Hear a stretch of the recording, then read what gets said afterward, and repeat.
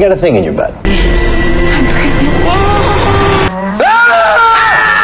Thing is a part of you. What are you talking about? It's a metaphor. This is the furthest thing from a metaphor! I'm knocking, but no one's home. Born with it. And if I do, then it won't hurt anybody else. Oh, push. Milo? Milo? Movie की शुरुआत होती है एक आदमी Duncan को दिखाने से, जो रोड पर बिल्कुल अकेला था। इसी चीज से डरकर भाग रहा था और भागते भागते अपने घर पहुंचता है और घर पहुंचते ही अपनी वाइफ को छुपने के लिए कहता है। यहाँ उसकी वाइफ कुछ भी समझ नहीं पाती, लेकिन इसी दौरान कोई जोर जोर से उनका दरवाजा नॉक करने लगता है। ये देखकर सारा और भी ज्यादा डर जाती है और वो जल्दी से बेसमेंट में पहुँचकर दरवाजा लॉक कर लेती है। फिर सीन शिफ्ट होता है और 123 घंटे पहले का सीन दिखाया जाता है, जहाँ हम देखते हैं कि डंकन एक हॉस्पिटल में है और इस वक्त उसका एक अल्ट्रासाउंड हो रहा है। लेकिन जब नर्स उसका अल्ट्रासाउंड करती है तो वो काफी ज्यादा कंफ्यूज थी, क्योंकि उसे उसके पेट में अजीब तरह के टिश्यूज दिखाई देते हैं जो बिना किसी वजह के इंक्रीज हो रहे थे और इन्हें फॉलिप कहा जाता है। वो इस वजह से काफी ज्यादा कंफ्यूज हो जाती है, इसलिए वो उसे डॉक्टर से मशवरा लेने का कहती है। इसके बाद हम देखते हैं कि डंकन और इसकी वाइफ जब डॉक्टर से एडवाइस ले रहे होते हैं तो डॉक्टर उन्हें बताता है कि कोई परेशानी वाली बात नहीं है, हम एक ट्रीटमेंट की मदद से इसे बाहर निकाल सकते हैं। जिसके बाद हम देखते हैं कि डंकन अपने ऑफिस में है। वो अपने ऑफिस में एक अकाउंटेंट था, उसका बॉस उसे जॉब से हटाकर ह्यूमन रिसोर्सेज की जॉब दे देता है, जिसमें उसका ये काम था कि वो कंपनी के लिए लोगों को हायर और कंपनी में मौजूद लोगों को फायर करेगा।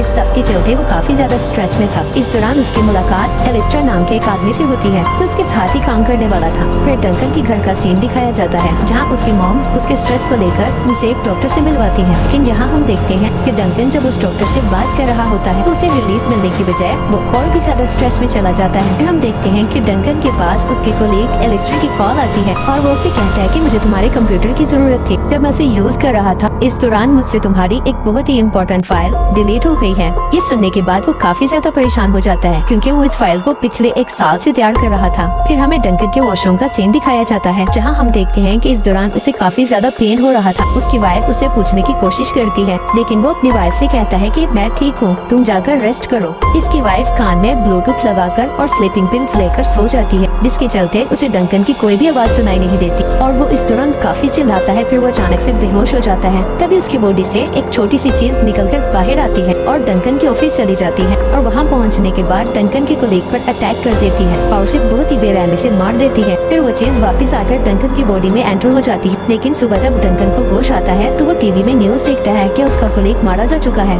ये बात उसे काफी हैरान कर देती है। जिसके बाद हम डंकन को देखते हैं जो एक थेरेपिस्ट के पास पहुँचता है। वहाँ थेरेपिस्ट उसे हिप्नोटाइज करने का कहता है और डंकन इसके लिए मान जाता है। लेकिन हम देखते हैं कि जब थेरेपिस्ट उसे हिप्नोटाइज कर रहा था तो डंकन को अजीब सा पेन होने लगता है। तभी उसकी बॉडी से एक बहुत ही खौफनाक सा क्रिएचर बाहर निकलता है, जिसे देखकर वो थेरेपिस्ट भी काफी हैरान हो जाता है और वो इस क्रिएचर पर अटैक करने की कोशिश करता है। लेकिन क्रिएचर उसे बहुत बुरे तरीके से काट लेता है। थेरेपिस्ट के चिल्लाने की वजह से डंकन की भी आंख खुल जाती है। वो क्रिएचर को देखकर काफी ज्यादा डर जाता है और जोर जोर से चिल्लाने लगता है, लेकिन तभी वो क्रिएचर वहाँ से भाग जाता है। तभी हम देखते हैं कि थेरेपिस्ट एक बुक निकालता है, जिस बुक को वो डंकन को दिखाता है और साथ ही साथ ये बात भी बताता है कि जो तुमने देखा ये एक तरह का क्रिएचर है जो इंसान की बॉडी में पहले रहा करता था और जो भी इस इंसान को स्ट्रेस देता था वो क्रिएचर इस स्ट्रेस देने वाले इंसान को बहुत ही बेरहमी से मार डालता था। और थेरेपिस्ट कहता है कि वो क्रिएचर वापस तुम्हारे पास जरूर आएगा और इस दौरान तुम इससे बात करके एक अच्छा बॉन्ड बना सकते हो। अगले सीन में हम डॉक्टर को देखते हैं। जब उसके साथ मौजूद लड़की वहाँ से चली जाती है तो वहाँ क्रिएचर आता है और बहुत ही बुरी तरह से उस पर अटैक कर देता है, जिसकी वजह से डॉक्टर बहुत बेरहमी से मारा जाता है, क्योंकि जैसा कि हमने देखा था कि डॉक्टर की वजह से ही डंकन को काफी स्ट्रेस हुआ था। फिर हम देखते हैं कि वो क्रिएचर वापस डंकन के पास आ जाता है और इस दौरान डंकन उससे बात करने की कोशिश करता है और साथ ही साथ उसे एक बहुत ही प्यारा नाम मिलो देता है। इसके बाद मिलो उसकी बॉडी में एंटर हो जाता है। फिर डंकन अपने ऑफिस जाता है, जहाँ पर उसके ऑफिस की कोलीग उसे बताती है कि क्लाइंट का बैंक बैलेंस काफी ज्यादा ऊपर नीचे हो चुका है। ये बात उसे काफी ज्यादा स्ट्रेस देती है, इसलिए वो बॉस के पास पहुँचता है। वो उसे ये बात बताता है तो वो उसे कहता है कि तुम किसी दूसरे के अकाउंट से ये सब सेटल कर दो। इस बात पर डंकन कहता है कि ये तो इलीगल काम है। बॉस कहता है कि तुम कर दो, हम सब कुछ हैंडल कर लेंगे। इसी दौरान उसकी नजर टीवी पर पड़ती है, जहाँ वो देखता है कि डॉक्टर को भी बेरहमी से किसी जानवर ने मार दिया है। इस जानवर को रुकोन कहा जाता है, लेकिन ये बात डंकन जानता था कि उसे किसी रुकोन ने नहीं बल्कि उसी मिलो ने मारा है। फिर डंकन थेरेपिस्ट के पास पहुँचता है और उससे सारी बात बताता है। थेरेपिस्ट कहता है कि तुम्हारे फादर कहाँ हैं, तुम्हें उनसे बात करनी चाहिए, हो सकता है तुम्हें इस बारे में कोई सोल्यूशन सोल्यूशन मिल जाए। लेकिन डंकन को अपने फादर के बारे में कुछ नहीं पता था, पर वो किसी तरीके से उन्हें ढूंढकर उनके पास पहुंच जाता है और उनसे बात करने की कोशिश करता है। लेकिन वो इससे कोई भी बात नहीं करते और कहते हैं कि मैं अकेला रहना चाहता हूँ, जिसकी वजह से फिर से उसका स्ट्रेस बढ़ जाता है। वो जब वॉशरूम जाता है तो मिलो उसकी बॉडी से बाहर निकल आता है, जो कि उसके डैड पर अटैक करना चाहता था। लेकिन डंकन उसे समझाता है कि तुम प्लीज मेरे डैड को कोई भी नुकसान मत पहुंचाओ, चाहे तुम मेरी बॉडी के अंदर वापस एंटर हो जाओ और मैं तुम्हें ऑफिस पहुंचने के बाद जरूर खाना खिलाऊंगा। फिर डंकन जब ऑफिस पहुंचता है तो वहां चल रही प्रॉब्लम के बारे में अपने बॉस से बात करने की कोशिश करता है। वहां वो उसे कुछ भी नहीं बोलता और वहां से जाने की बात करता है और कहता है कि जो कुछ हो रहा है वो अपने आप ठीक हो जाएगा।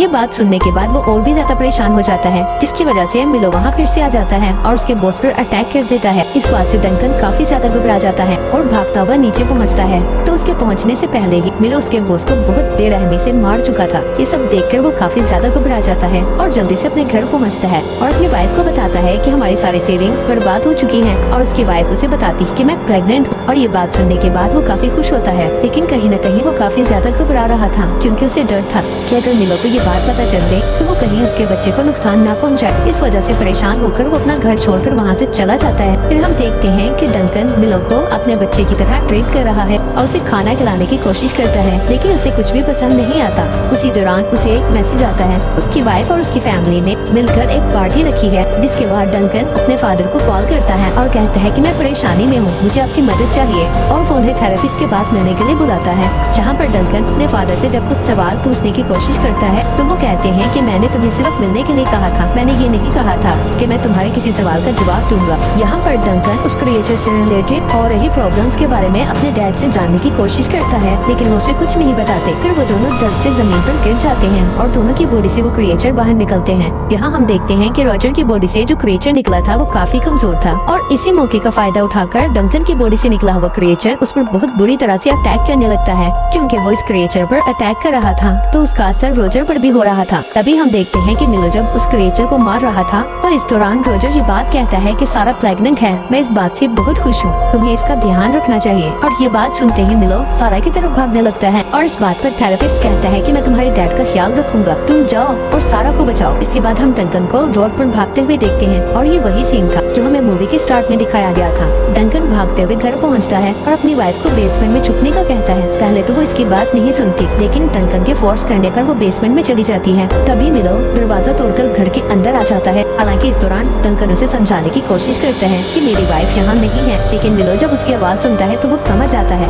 कि सारा बेसमेंट में ही है, इसलिए वो उसके पास जाने के लिए सिंक का रास्ता अपनाता है। डंकन उसे रोकने की बहुत कोशिश करता है, लेकिन रोक नहीं पाता। दूसरी तरफ हम देखते हैं कि मिलो बेसमेंट में पहुंचकर सारा पर अटैक कर देता है, लेकिन इससे पहले वो उसके बेबी को कोई नुकसान पहुंचाता डंकन बेसमेंट का दरवाजा तोड़कर वहां पहुंच जाता है और अपनी वाइफ सारा को वहां से भगा देता है। मिलो डंकन से अपना पीछा छुड़वाकर फिर से सारा के पीछे आ जाता है। हालांकि यहाँ मौजूद लोग उसे आग से डराने की कोशिश करते हैं, लेकिन वो सब इस चीज में नाकाम थे। डंकन इस वक्त काफी ज्यादा गुस्से में था, इसलिए वो एक कुल्हाड़ी लेकर आता है और मिलो के हाथ पर इस कुल्हाड़ी से अटैक करके उसके हाथ को काट देता है। मिलो को नुकसान पहुंचाने की वजह से उसका असर डंकन पर भी हो रहा था। फिर जब डंकन मिलो को अपनी गोद में उठाता है तो इस वक्त मिलो डंकन को पहली बार डैडा कहकर बुलाता है। ये सुनने के बाद वो काफी ज्यादा इमोशनल हो जाता है। इसके बाद हम देखते हैं कि वो अपनी वाइफ और अपने आने वाले बेबी के लिए बहुत खुश है और बहुत ज्यादा एक्साइटेड है। और यहाँ हमें पता चलता है कि डंकन ने अपनी कंपनी भी खोल दी है। तभी हम देखते हैं कि सारा के पेट में जो बेबी है उसके पेट में भी वैसा ही क्रिएचर ग्रो कर रहा है, जो कि बहुत ही खतरनाक बात है। यही मूवी का एंड हो जाता है। Thank you